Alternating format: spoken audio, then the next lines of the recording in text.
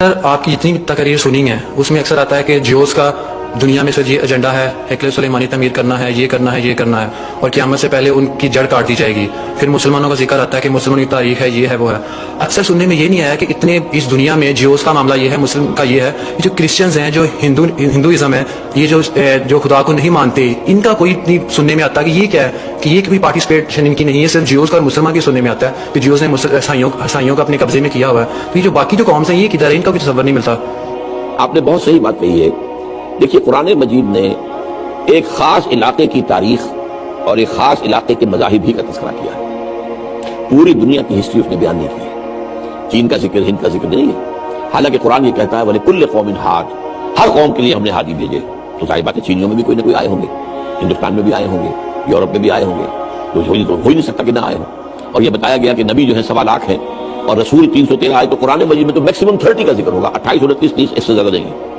اس کا مطلب کیا ہے کہ اب یا تو پوری دنیا کا بتایا جاتا تو پہلے پوری دنیا کی تاریخ پڑھائی جائے لوگوں کو، پھر پوری دنیا کا جغرافیہ پڑھا جائے، اس کی ضرورت نہیں تھی۔ یہ جو علاقہ ہے، یہ مڈل ایسٹ جسے آپ کہتے ہیں، اس مڈل ایسٹ کے اندر جو حضرت ابراہیم علیہ السلام، ان سے جو تین نکلے ہیں، زیادہ ذکر قرآن میں انہیں کا ہے۔ اچھا، میں نے جو پچھلے لیکچر میں کہی بات پوچھا، ایک آپ نے نوٹ نہیں کی، میں عیسائیت کو علیحدہ امت نہیں سمجھتا۔ عیسائی تو اسی امت کا جز ہے، اس لیے کہ حضرت مسیح جو ہے وہ سلسلہ بنی اسرائیل کے اندر شامل ہے، رسول الی بنی اسرائیل، بنی اسرائیل کی طرف رسول بنا کر بھیجے گئے۔ اب ویسے تو باپ ان کا کوئی نہیں ہے، لیکن ماں تو تھی نا، وہ اسرائیلی تھی۔ آپ کو معلوم ہے کہ حضرت یحییٰ جو ہے وہ اور یہ خالہ بہن بھائی تھے آپس میں، حضرت مریم اور حضرت یحییٰ۔ تو اس لیے وہ، لیکن اب جو آئندہ میری اس کتاب کو آپ پڑھیں گے 3 میں کا تیسرا، تو عیسائیت کی وضاحت اس میں آئی ہے کہ یہ اصل میں انڈیپینڈنٹ دین حضرت عیسیٰ نے نہیں بنایا تھا، بلکہ یہ سینٹ پال نے بنایا۔ اور یہ در حقیقت اس کا کردار یہ ہے کہ یہودیوں کو بھی شدید ترین سزائیں ان کے ہاتھوں آئیں اور مسلمانوں کو بھی شدید ترین سزائیں انہی کے ہاتھوں آ رہی ہیں۔ تو یہ در حقیقت ان کا کردار ہے، ادھر آگے چل کر بحث میں آ جائے گا۔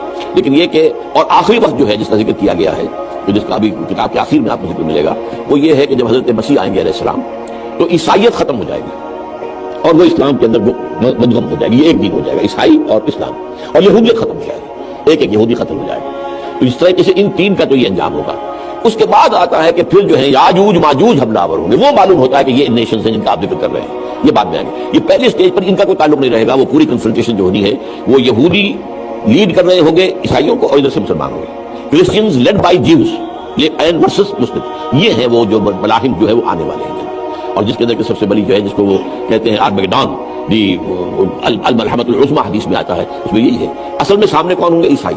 80 علم ہوں گے، ہر علم کے نیچے 12,000 آدمی ہوگا، لیکن ان کے پیچھے جو ہے جو اصل جو ان کو موٹیویٹ کرنے والا اور کنٹرول کرنے والا اور پلاننگ دینے والا ہے وہ یہودی ہے۔